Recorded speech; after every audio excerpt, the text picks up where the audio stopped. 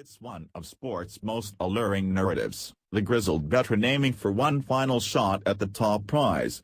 Only the underdog tale trumps it. Roger Federer is too suave for grizzle, but the fate of tennis' greatest champion as he tries for one more Wimbledon could dominate the next fortnight.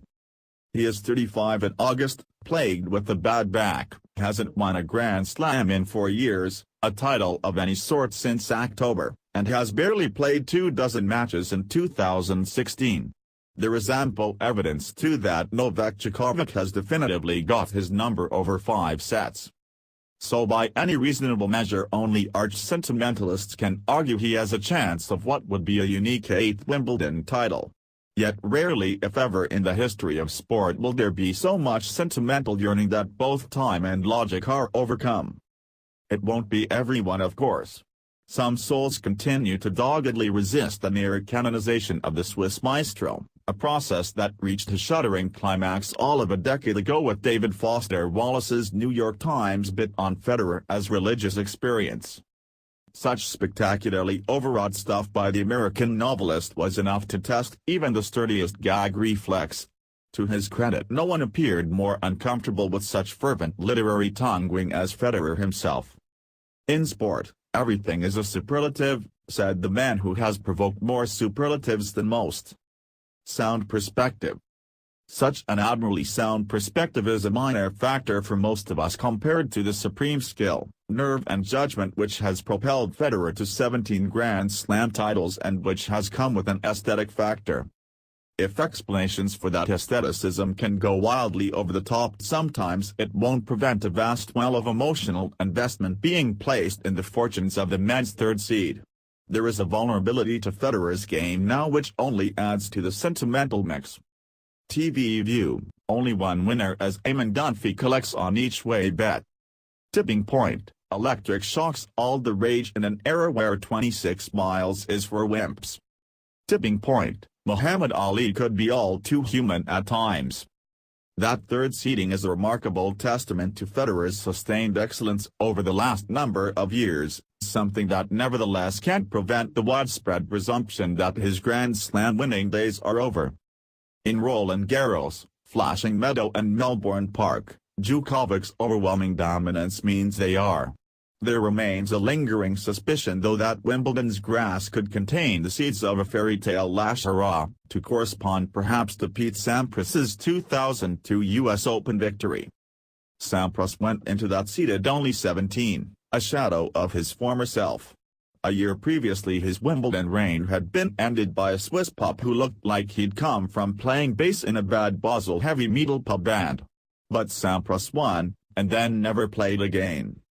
If that was exquisite timing, then Federer's argument that he won't quit anytime soon because he enjoys the game too much means a repeat is unlikely, and hard to quibble with even by those preoccupied with the legacy of a very rich young man with mountains of cash collecting dust. And of course Sampras is American and the Yanks do the fairy tale farewell bit much better. Kobe Bryant did it recently, although hardly in a game that mattered. John Elway however went the whole 9 yards with a Super Bowl win, shuffling wearily off stage like John Wayne at the end of the Searchers.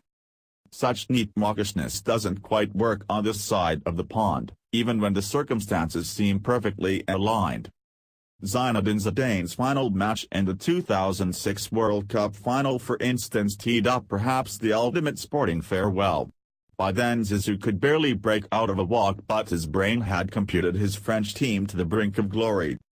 And the outrageous penalty Zidane scored was the sort of Hollywood moment any scriptwriter would initially balk at before pressing their luck on the basis that the audience's credulity is really stretchy. Unlikely results. Everything was picture-board perfect, until the fairy tale got loafed to smithereens. However, tennis does have a history of producing unlikely results. Jimmy Connors' run to the U.S. semi-final in 1991 at 39 years of age was near operatic in its emotional fluctuation, all the more so for how the then beatified American had been so reviled when Arthur Ashe produced the ultimate Wimbledon upset against him in 1975. In 2001 the perennial Wimbledon bridesmaid, Goran Ivanisevic, summoned up one final titanic effort to land the SW19 crown. That was the same year Federer announced himself on the big stage by beating Sampras. A year later he was champion himself, but there had been a significant change by then, one that could ultimately rule out another fairy tale this time. In 2002, attempts to slow the game down included reseeding the courts. The balls were slowed down too. We're talking fractions of a second, but it worked. Doubt that, and examining the pristine green surface close to the net next week will convince you otherwise. Serve and volley, once the grass court staple, is now an oddity.